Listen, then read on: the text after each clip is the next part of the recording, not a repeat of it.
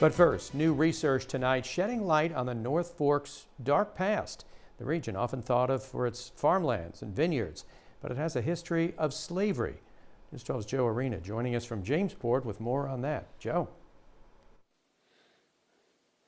Hey, good evening, Doug. You know, it's fitting that tonight's meeting was held here at the Jamesport Meeting House here in Jamesport. Fitting because many people connected to this meeting house, we learned tonight, were enslavers.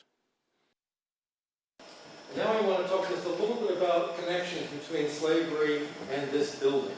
A trip back tonight through photographs and the written word painting a picture of a North Fork many of us don't know much about. The North Fork Project says between the mid-1600s to early 1800s, an estimated 550 enslaved people lived and labored on the North Fork.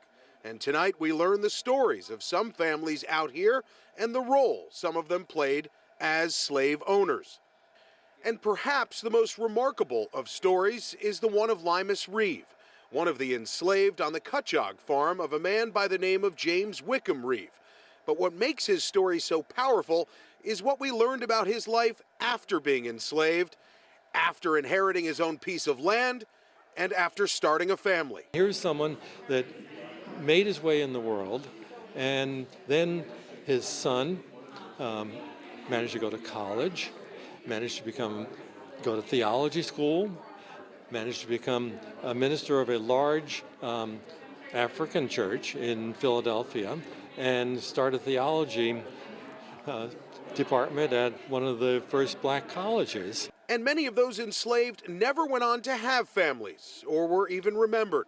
And before a certain time, their names weren't even recorded. If you look at the census in 1790, it's just Mingo, a Negro. That's all it says.